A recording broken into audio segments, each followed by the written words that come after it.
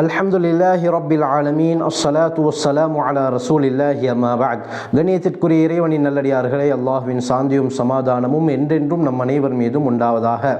என்னுடைய புதிய சேனலுக்கு உங்களை அன்புடன் வரவேற்கிறேன். அல்லாஹ் சுப்ஹானஹு வ தஆலா நம் அனைவரையும் அவனுடைய தீனுக்காக வேண்டி கபூல் செய்து கொள்வானாக. இன்று ஹதீஸுடைய பாடத்தை படிக்க இருக்கிறோம். அருமையானவர்களே, ஹதீஸில் இருக்கக்கூடிய மிக முக்கியமான கிதாப் தான் மிஷ்காத் ஷரீஃப். இந்த மிஷ்காத்தை தான் நான் படித்துக் கொள்வதற்கு தேர்ந்தெடுத்திருக்கிறேன். ஆச்சரியமான ஒரு கிதாப். சகல விடயங்களும் இந்த ஹதீஸ் கிதாபிலே பொதிந்திருக்கிறது. இந்த கிதாபை படிப்பதற்கு முன்னால ஹதீஸ் பற்றிய சில விடயங்களை நாங்கள் அறிந்து கொள்வது கட்டாயமாக இருக்கிறது. முதலாவதாக, ஹதீஸ் என்றால் என்ன? ஏன் ரசூலுல்லாஹி ஸல்லல்லாஹு அலைஹி வஸல்லம் அவர்களுடைய வார்த்தைக்கு ஹதீஸ் என்று சொல்லப்படும்? அதுவும் நபி அவர்களுடைய வார்த்தைக்கு மட்டும் தானா ஹதீஸ் என்று சொல்லப்படும்? அப்படி இல்லாமல் வேறு விடயங்களுக்கும் ஹதீஸ் என்று சொல்லப்படுதா என்று பார்த்தால், அருமையானவர்களே, ஹதீஸ் என்ற வார்த்தைக்கு உலமாக்கள் தாரீஃப், அதாவது வரை விளக்கணம், டெஃபினேஷன் சொல்லும் பொழுது கூறுவார்கள், மா உதீஃப இலன் நபியி ஸல்லல்லாஹு அலைஹி வஸல்லம் மின் கௌலின் அவ் ஃபிஅலின் அவ் தக்ரீரின் அவ் சிஃபத்தின் ஹல்கியின் அவ் சிஃபத்தின் ஹுலுகியின்.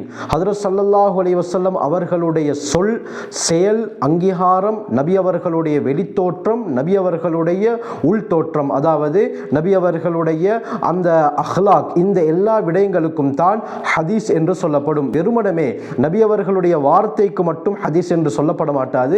நபி அவர்கள் செய்த செயலுக்கும் ஹதீஸ் என்று சொல்லப்படும். இதே போல நபி அவர்கள் தான் செய்திருக்க மாட்டார்கள், ஆனால் சஹாபாக்களை செய்ய சொல்லி இருப்பார்கள்.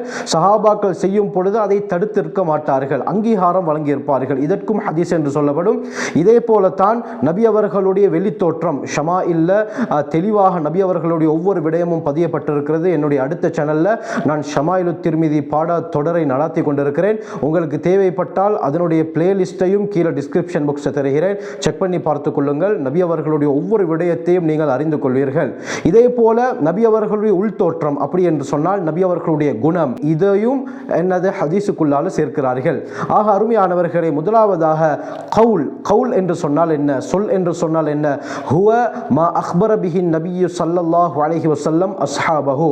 ஹஜ்ரத் ஸல்லல்லாஹு அலைஹி வஸல்லம் தன்னுடைய சஹாபாக்களுக்கு எவைகள் எல்லாம் சொன்னார்களோ அந்த எல்லா வார்த்தைக்கும் கவுல் என்று சொல்லப்படும். இது ஹதீஸுடைய ஒரு வகையாக இருக்குது.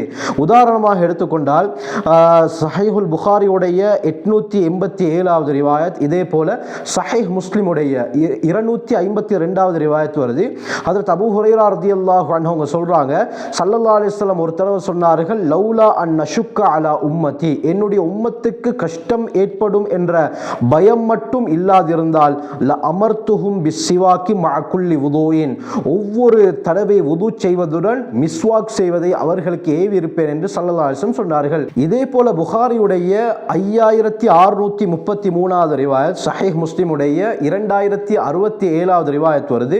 ஹுதைஃபத் இப்னு யமான் ரலியல்லாஹு அன்ஹு சொல்றாங்க, ஹஜ்ரத் ஸல்லல்லாஹு அலைஹி வஸல்லம் சொன்னார்கள், லா தஷ்ரபு ஃபீ ஆனியத்தி ذهب والفضة, தங்கம் வெள்ளி பாத்திரத்திலே நீங்கள் தண்ணீரை பருக வேண்டாம். வலா தல்பசுல் ஹரீர வத்தீபாஜ, இதே போல பட்டாடைகளையும், அது கனத்த பட்டாக இருந்தாலும் சரி, மெல்லிய பட்டாக இருந்தாலும் சரி, அதை அணிய வேண்டாம்.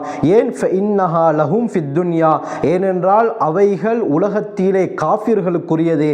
வலக்கும் ஃபில் ஆஹிரா, உங்களுக்கு ஆஹிராவிலே மறுமையுடைய நாள் சொர்க்கத்தில் இருக்கிறது என்று ஸல்லல்லாஹு அலைஹி வஸல்லம் சொல்லியிருக்கிறார்கள். இது ஸல்லல்லாஹு அலைஹி வஸல்லத்துடைய வார்த்தை. நபி அவங்க என்ன சொன்னாங்க? தங்கம் வெள்ளி பாத்திரத்தில் குடிக்காதீங்க, இன்னொரு ரிவாயத்தில் சாப்பிடாதீங்க, லா தக்குலு வலா தஷ்ரபு, பருகாதீர்கள் என்றும் ரிவாயத் வருது. இதே போல சஹீஹ் முஸ்லிமுடைய 564வது ரிவாயத், ஜாபிர் ரலியல்லாஹு அன்ஹு சொல்றாங்க, நபி அவங்க சொன்னாங்க, மன் அக்கலல் பஸ்ஸல வஸ்ஸூம வல் குர்ராஸ, வெங்காயம், வெள்ளப்பூடு, லீக்ஸ் போன்றவற்றை யார் சாப்பிடுகிறாரோ, ஃபலா யக்ரபன்ன மஸ்ஜிதனா, எங்களுடைய மஸ்ஜிதின் பக்கம் அவர் நெருங்க வேண்டாம். ஃபஇன்னல் மலாயிகத ததஅஸ்ஸா மிம்மா யதஅஸ்ஸா மின்ஹு பனு ஆதம், எந்த விடயங்களின் மூலமாக மனிதர்கள் நோவினை அடைகிறார்களோ அதே விடயங்களின் மூலமாக மலக்குமார்களும் நோவினை அடைகிறார்கள். வெங்காயம் சாப்பிட்டோ ஒருத்தரோட பேச போக்குல எப்படி ஒரு விதமான வாடை அடித்து எங்களால் தாங்க முடியாமல் இருக்குமோ, இதே போலத்தான் வெள்ளப்பூடு, லீக்ஸ், இந்த விடயங்களை சாப்பிட போக்குல ஒரு விதமான வாடை அடிக்கும். இந்த வாடையுடன் ஒருவர் இன்னொருத்தரோட பேச போக்குல அவருக்கு தாங்க முடியாமல் இருக்கும். இதே போலத்தான் மலக்குமார்களுக்கும் இந்த வாடை விருப்பமில்லாமல் இருக்கும் என்று நபி அவர்கள் சொன்னார்கள். ஆனால் இமாம் நவவி ரஹ்மத்துல்லாஹி அலைஹி இந்த ஹதீஸுக்கு கீழால ஷரஹ் முஸ்லிமுடைய விரிவுரையில் எழுதுறாங்க, யாராவது இந்த வெங்காயத்தையோ வெள்ளப்போடையோ அல்லது லீக்ஸையோ சமைத்து சாப்பிட்டால் அது பிரச்சனை கிடையாது, பச்சையாக சாப்பிட்டு விட்டு மஸ்ஜிதுக்கு வரக்கூடாது என்று தான் ஸல்லல்லாஹு அலைஹி வஸல்லம் அவர்கள் சொல்லியிருக்கிறார்கள் என்று தெளிவாக கூறுறாங்க. ஆகவே இது எல்லாமே ஸல்லல்லாஹு அலைஹி வஸல்லம் உடைய கவுல், நபி அவர்களுடைய சொல் என்ற கேட்டகரிக்கு கீழால வரும். இதுவும் ஹதீஸுடைய ஒரு பகுதி தான். இரண்டாவது கட்டம் அல் ஃபிஅல், நபி அவர்களுடைய செயல். அப்படி என்றால் என்ன? மா நகலஹு லனா அஸ்ஸஹாபத்து மின் அஃஆலின் நபி ஸல்லல்லாஹு அலைஹி வஸல்லம், ஹஜ்ரத் ஸல்லல்லாஹு அலைஹி வஸல்லம் அவர்களுடைய செயல்களிலிருந்து எந்த விடயத்தை எல்லாம் சஹாபாக்கள் எங்களுக்கு சொல்லி இருக்கிறார்களோ, நபி அவர்கள் இப்படி செய்தார்கள், நபி அவர்கள் இவ்வாறு நடந்து கொண்டார்கள், நபி அவர்களுடைய நடை இவ்வாறு இருந்தது, இப்படி நபி அவர்களுடைய செயல்களை பற்றி எதெல்லாம் சஹாபாக்கள் சொன்னார்களோ அதுவும் ஹதீஸுடைய ஒரு பகுதியாகத்தான் கணக்கிடப்படும். உதாரணமாக புகாரியுடைய 631வது ரிவாயத், மாலிக் பின் ஹுவைரிஸ் ரலியல்லாஹு அன்ஹு அறிவிக்கிறாங்க, ஹஜ்ரத் ஸல்லல்லாஹு அலைஹி வஸல்லம் சொன்னார்கள், சல்லு கமா ரஅய்துமூனி உஸல்லி, நான் எவ்வாறு தொழுகிறேன் என்பதை நீங்கள் காண்கிறீர்களோ அதுபோல நீங்களும் தொழுது கொள்ளுங்கள் என்று நபி அவங்க சொன்னாங்க. நான் எப்படி தொழுகிறதை நீங்க பார்க்குறீங்களோ அதுபோல உங்களுடைய தொழுகையை அமைத்துக் கொள்ளுங்கள். ஆக ஸல்லல்லாஹு அலைஹி வஸல்லம் அவர்களுடைய செயலுக்கு உதாரணமாக இந்த ஹதீஸ் இருக்கிறது.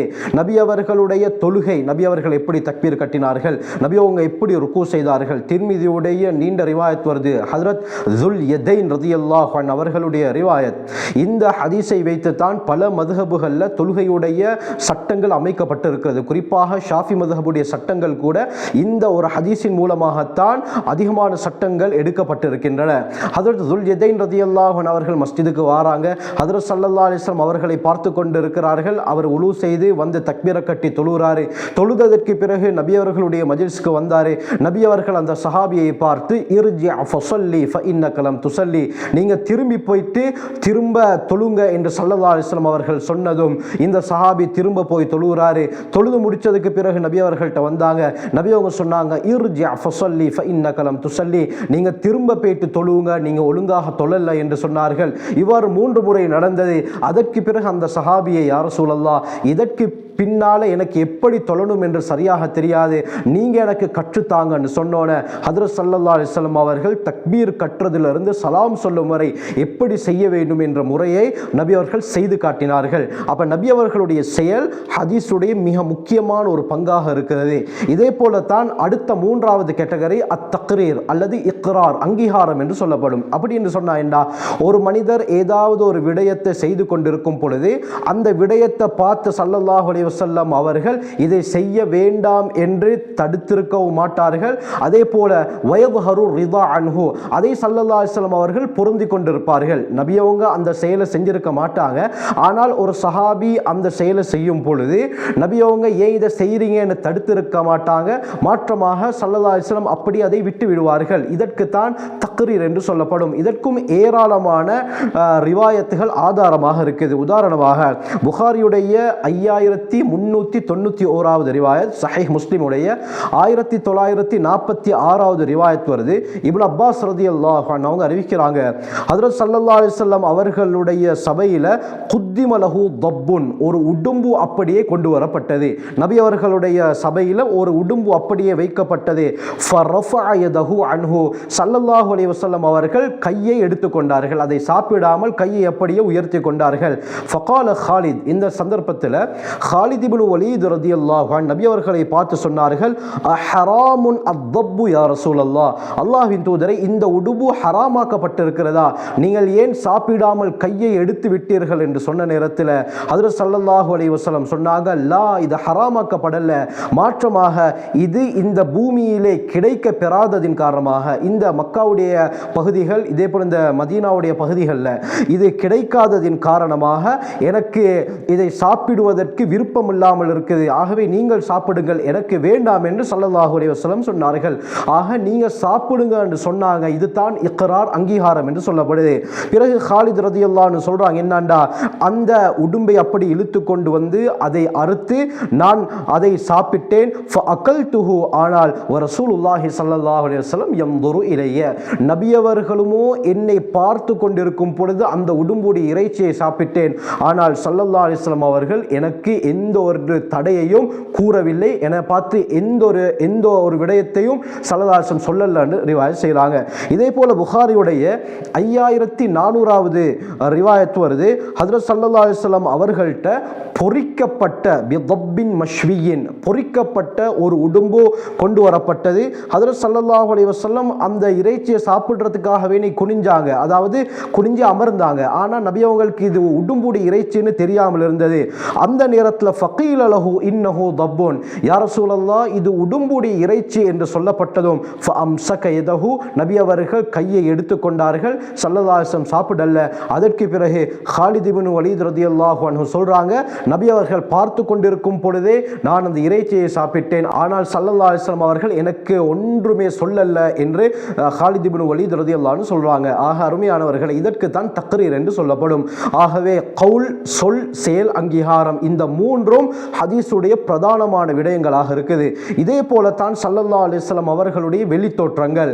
ஷமாயிலு திர்மிதி எடுத்துக்கொண்டால் ஹதரத் ஹிந்த் இப்னு அபி ஹாலா ரலியல்லாஹு அன்ஹு, இதே போல அலி பின் அபி தாலிப் ரலியல்லாஹு அன்ஹு, ஜாபிர் இப்னு சமுரா ரலியல்லாஹு அன்ஹு, பரா பின் ஆசிப் ரலியல்லாஹு அன்ஹு, இதே போல அபூ ஹுரைரா ரலியல்லாஹு அன்ஹு, இப்படியாப்பட்ட சஹாபாக்கள் ஸல்லல்லாஹு அலைஹி வஸல்லத்துடைய உடல் அமைப்பு எவ்வாறு இருந்தது என்பதை வர்ணித்திருக்கிறார்கள். இதுவும் ஹதீஸுடைய ஒரு பகுதி தான். நபி அவர்களுடைய நெற்றி எவ்வாறு இருந்தது, நபி அவர்களுடைய மூக்கு எவ்வாறு, கண் எவ்வாறு, அந்த கண்ணில் இருக்கக்கூடிய கருவிழி எப்படி இருந்தது, நபி அவர்களுடைய பற்கள் எப்படி, நபி அவர்களுடைய தாடி எப்படி, அந்த தாடியில் எத்தனை முடிகள் நரைத்திருந்தன என்ற எல்லா விடயமும் டீட்டெயிலாக சொல்லப்பட்டிருக்குது. இதே போலத்தான் அடுத்த பகுதி நபி அவர்களுடைய உள்தோற்றம். ஸல்லல்லாஹு அலைஹி வஸல்லத்துடைய குணம் எப்படி, நபி அவர்கள் மக்களோடு எப்படி நடந்து கொள்வார்கள், நபி அவர்களுடைய அழுகை எப்படி, ஸல்லல்லாஹு அலைஹி வஸல்லம் அவர்களுடைய சிரிப்பு எப்படி இருந்தது, இப்படியாப்பட்ட விடயங்களும் ஹதீஸ்ல சொல்லப்பட்டிருக்குது. ஆகவே நபி அவர்களுடைய சொல், நபி அவர்களுடைய செயல், நபி அவர்களுடைய அங்கீகாரம், நபி அவர்களுடைய வெளித்தோற்றம், நபி அவர்களுடைய குணாதிசயங்கள், இந்த எல்லா விடயத்துக்கும் தான் ஹதீஸ் என்று சொல்லப்படும். ஆகவே ஹஜ்ரத் ஸல்லல்லாஹு அலைஹி வஸல்லம் அவர்களுடைய வார்த்தையை, வாழ்க்கையை முழுமையாக அறிந்து அல்லாஹ்வுடைய நெருக்கத்தை பெறக்கூடிய கூட்டத்தில் அல்லாஹ் நம் அனைவரையும் சேர்த்து வருவானாக. ஜஸாக்குமுல்லாஹு கைர். வாஹிரு தஅவானா அல்ஹம்துலில்லாஹி ரப்பில் ஆலமீன்.